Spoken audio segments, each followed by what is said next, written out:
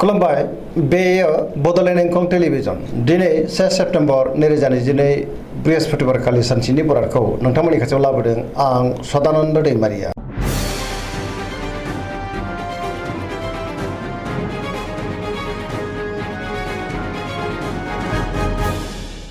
सिगां फरायनो लादों मेष राशि गिबि हांखो अ ल दिनैनि साना जोबोर मोजां गियाना बांगोन जेरावबो जाफुंसारगोन बयजोंबो अनजागोन मावनो लानाय खामानिखौ थि समावनो मावफुंनो हागोन गोसोखौ दिनै जोबोर गोजोननाय मोनगोन देहाया मोजाङै थागोन बहानिफ्रायबा मोजां खौरां फैनोबो हागौ रांखावरियाव दिनै जोबोर मोजां नाथाय अब्लाबो खरसायाबो बांगोन गोबां धोन आरजिनोबो हागोन बेफार फालांगियाव जोबोर मोजां सोरबा लोगोनिफ्राय थोजासे हेफाजाबखौ मोननो हागोन न'खराव बिसि फिसायनि गेजेराव अनलायनाय फैगोन बिमा बिफानि बोर मोनगोन गुबुननि गोसोखौ दिनै गोरलैयैनो बोनो हागोन गोसोनि बोलोआबो बांगोन समाजाव बयजोंबो अनसायजागोन लाइमोनफोरा मोजां खौरां मोननो हागौ गोसोआ दिनै जोबोर खुसि जागोन पजिटिभ एनार्जिनि गोहोमबो गोग्लैगोन फरायसाफ्रा दिनै फरायनायाव गोसो दुंखांगोन आरो मोजां फिथाइ मोनगोन धोरोमारि बिथिङावबो गोसो दुंखांगोन सरासनस्रायै साना जोबोर मोजां आरो मोजाङैनो बारग'लांगोन।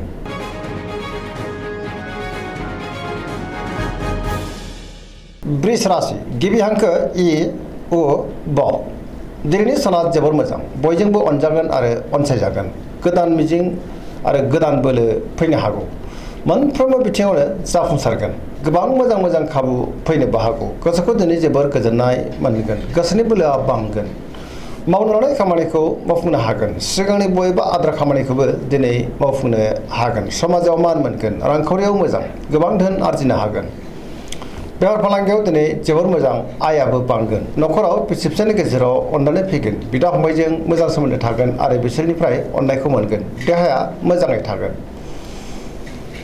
गुबुननि हेफाजाबखौ थोजासे मोनगोन जायखि खामानि मावा मानो मोनफ्रोमबो खामानियावनो दिनै जाफुंसारगोन सोरबा लोगोनिफ्राय मोजां खौरां मोननो हागौ गोसोनि साननायफ्रा मोगथाङाव जाफुंगोन पजिटिभ एनार्जिनि गोहोमबो गोग्लैगोन सेंग्रा सिख्लाफ्रा गावबा गावनि गोसोनि साननायखौ फोरमायलायनो हागोन आरो गोसोआ दिनै जोबोर खुसि जागोन।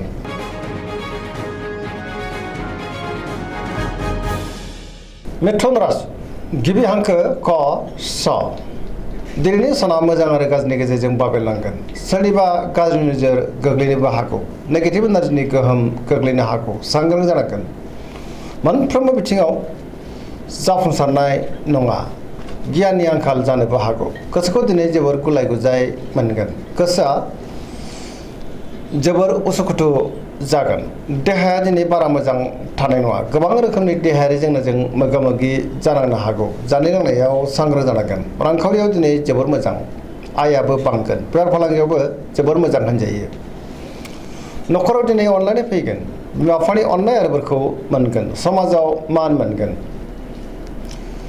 गोसोनि बोलोआ बांगोन मावनो लानाय खामानिखौ मावफुंनो हागोन अब्लाबो नाथाय माबा नङा माबा मोनसे गोरोन्थिबो जानो हागौ सोरबा लोगोनिफ्राय हेफाजाबखौ मोननो हागोन गुबुनजों मोजां सोमोन्दो लाखिनो नाथाय रोंनाय नङा लाइमोनफोरनि गोसोआ जोबोर उसुखुथु जागोन।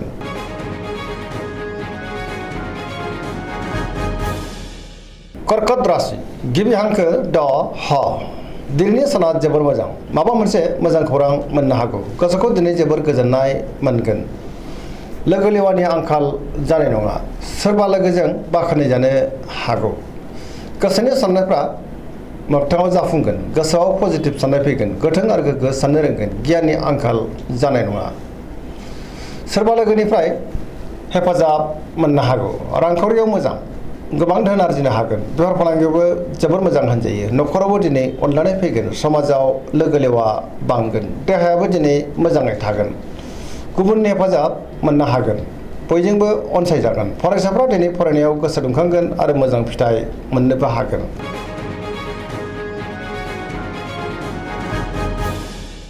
सिंह राशि गिबि हांखो म ट दिनैनि साना बारा मोजां नङा गोसोनि बोलोआ लोरबां जागोन गोसोआव नेगेटिभ साननाय फैगोन गोथों आरो गोग्गो साननो रोंनाय नङा गियाननि आंखाल जानोबो हागौ मावनो लानाय खामानिखौ मावफुंनो गोब्राब जागोन सोरबा लोगोनिफ्राय हरखाबै गाज्रि खौरांबो मोननो हागौ गोसोखौ जोबोर उसुखुथु मोनगोन बहाबा दावबायहैनो एबा हान्थिनो खाबु मोननो हागौ आरो मोजाङैनो हान्थिनोबो हागोन। रांखावरियाव मोजां, मोननो गोनांखौ दिनै मोननो हागोन। बेफार फालांगियाव मोजां होनजायो। गोसोनि साननायखौ दिनै गुबुननो फोरमायनो हागोन। न'खराव अननानै फैगोन। बिदा फंबायनिफ्राय हेफाजाबखौ मोननो हागौ। समाजावबो मान मोनगोन। गुबुननि गोसोखौ बोनो हागोन। देहाया मोजाङै थागोन। अब्लाबो नाथाय जानाय लोंनायाव सांग्रां जानांगोन। बयजोंबो गोरोबनो रोङाबो जानो हागौ। गुबुननि थाखाय मोजां खामानि मावनानै होनो हागोन। गोसोआ दिनै जोबोर उसुखुथु जागोन।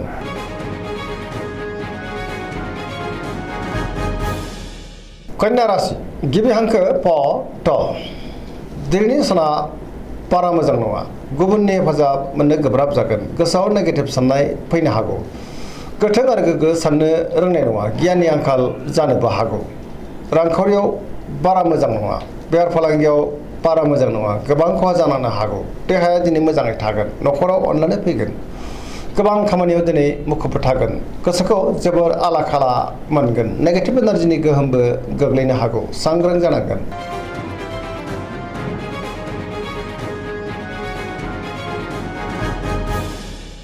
तुला राशि गिबि हांखो र ट। दिनैनि साना जोबोर मोजां। गोसोनि बोलोआ बांगोन। गावनि गोसोनि साननायखौ दिनै गुबुननो फोरमायनोबो हागोन। मावनो हानाय खामानिखौ मावफुंनो हागोन। देहाया मोजाङै थागोन। अब्लाबो नाथाय जानाय लोंनायाव सांग्रां जानांगोन। बहाबा हान्थिनो एबा बेरायनो खाबु मोननो हागौ। रांखावरियाव जोबोर मोजां। मोननो गोनांफोरखौ दिनै मोननो हागोन। न'खराव बिसि फिसायनि गेजेराव अननानै फैगोन। बिदा फंबायजों मोजां सोमोन्दो थागोन। समाजावबो मान मोनगोन। बेफार फालांगियाव दिनै जोबोर मोजां। गुबुननि गोसोखौ दिनै गोरलैयैनो बोनो हागोन। सोरबा लोगोनिफ्राय थोजासे हेफाजाबखौ मोनगोन। गोदान थांखि लानो रोंगोन। लाइमोनफोरनि गोसोआ दिनै जोबोर खुसि जागोन आरो गावबा गावनि गोसोनि साननायखौ फोरमायलायनोबो हागोन। पजिटिभ एनार्जिनि गोहोमबो गोग्लैगोन।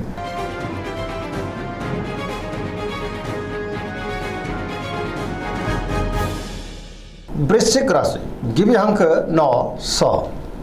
दिनैनि साना जोबोर मोजां। समाजाव लोगो लेवा बांगोन। गोबां मुंदांखा सुबुंजों दिनै लोगो मोनज्लायनो हागौ। पजिटिभ एनार्जिनि गोहोम गोग्लैगोन। बहाबा हान्थिनो एबा दावबायनो खाबु मोननो हागौ। समाजाव लोगो लेवा बांगोन। सोरबा गोजाम लोगोजों बहाबा लोगो मोनज्लायनोबो हागौ। गोसोआव दिनै गोग्गो आरो गोथों साननाय फैगोन। मावनो लानाय खामानिखौ थि समावनो आरो गोरलैयैनो मावफुंनो हागोन। बहानिफ्रायबा मोजां खौरां मोननोबो हागौ। गुबुननिफ्राय थोजासे हेफाजाबखौ मोननो हागोन। गोसोनि साननायफ्रा दिनै मोगथाङाव जाफुंगोन। गोसोनि बोलोआबो बांगोन। समाजाव बयजोंबो अनसायजागोन। न'खराव अननानै फैगोन। बिमा बिफानि अननाय आरो बोरखौ मोननो हागौ। रांखावरियाव दिनै जोबोर मोजां। अब्लाबो नाथाय खरसायाबो बांगोन। बेफार फालांगियाव जोबोर मोजां होनजायो। देहाया दिनै मोजाङैनो थागोन। गुबुननि हेफाजाबखौबो थोजासे मोनगोन। फरायसाफ्रा दिनै फरायनायाव गोसो दुंखांगोन आरो मोजां फिथाइ मोनगोन। लाइमोनफोरा जोबोर खुसि जागोन आरो गोसोआबो जोबोर रमान्टिकबो जागोन।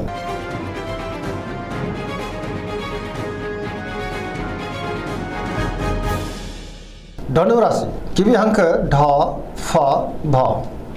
दिनैनि साना मोजां आरो गाज्रिनि गेजेरजों बाबेरलांगोन। गोसोआव बोलो बांगोन। नाथाय अब्लाबो मावनो लानाय खामानिखौ थि समावनो मावफुंनो गोब्राब जागोन। माबा नङा माबा मोनसे हेंथा फैनोबो हागौ आरो गोरोन्थिबो जानो हागौ। गोसोनि साननायफ्रा दिनै देबारनांगोन। रांखावरियाव बारा मोजां नङा। मोननो गोनांखौ दिनै मोननो गोब्राब जागोन। बेफार फालांगियाव बारा मोजां नङा। गोबां खहा जालांनोबो हागौ। समाजाव मान मोनगोन। गुबुननिफ्राय हेफाजाबबो मोननो हागौ। बहाबा हान्थिनो एबा दावबायनो खाबु मोननो हागौ। अब्लाबो नाथाय लामा सामायाव सांग्रां जानांगोन। देहाया मोजाङै थागोन। अब्लाबो नाथाय जानाय लोंनायाव सांग्रां जानांगोन। न'खराव बिसि फिसायनि गेजेराव अननानै फैगोन। बिदा फंबायनिफ्राय थोजासे हेफाजाबबो मोननो हागोन।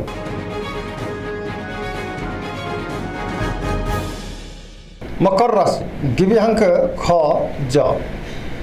दिनैनि साना जोबोर मोजां। गोसोनि साननाया मोगथाङाव जाफुंगोन। मावनो हानाय खामानिखौ थि समावनो आरो गोरलैयैनो मावफुंनोबो हागोन। रांखावरियाव जोबोर मोजां। अब्लाबो नाथाय खरसायाबो बांगोन। मोननो गोनांखौ दिनै मोननो हागोन। बेफार फालांगियाव मोजां होनजायो। गोबां मुलाम्फा मोननो हागोन। गुबुनजों मोजां सोमोन्दो लाखिनोबो रोंगोन। मोनफ्रोमबो खामानिखौ दिनै गोरलैयैनो मावफुंलांनो हागोन। गोदान खामानियाव आखाइ होजेननोबो हागोन। न'खराव बिसि फिसायनि गेजेराव अननानै फैगोन। बिमा बिफानिफ्राय अननाय आरो बोरखौ मोनगोन। बिदा फंबायजोंबो मोजां सोमोन्दो थागोन आरो बिसोरनि हेफाजाबखौ मोनगोन। लाइमोनफोरा गावबा गावनि गोसोनि साननायखौ फोरमायलायनो हागोन आरो फरायसाफ्रा गावबा गावनि गोसो बायदियै फरायनो हागोन आरो मोजां फिथाइ मोननोबो हागोन।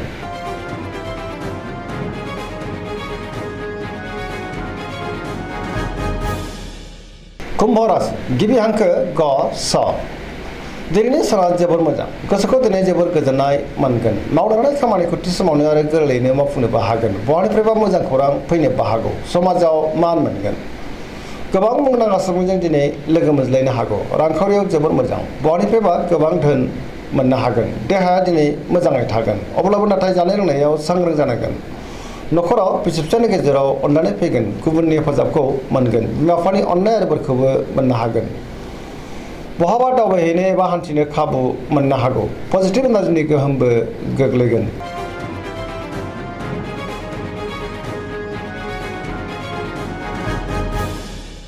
मीन राशि गिबि हांखो ड स दिनैनि साना जोबोर मोजां गुबुननि थाखाय गोबां मोजां खामानि मावनानै होनोबो हागोन गोसोआव पजिटिभ साननाय फैगोन गोथों आरो गोग्गो साननो रोंगोन गियाननि आंखाल जानाय नङा गावनि गोसोनि साननायखौ दिनै गुबुननो फोरमायनोबो हागोन देहाया मोजाङै थागोन रांखावरियाव जोबोर मोजां बेफार फालांगियावबो जोबोर मोजां होनजायो न'खरावबो दिनै अननानै फैगोन बिमा बिफानि अननाय आरो बोरखौ मोनगोन सोरजोंबा बाख्नाय जानोबो हागौ लाइमोनफोरनि गोसोआ दिनै जोबोर रमान्टिक जागोन आरो गावबा गावनि गोसोनि साननायखौ फोरमायलायनोबो हागोन पजिटिभ एनार्जिनि गोहोम गोग्लैगोन फरायसाफ्रा दिनै फरायनायाव गोसो दुंखांगोन आरो मोजां फिथाइ मोननोबो हागोन।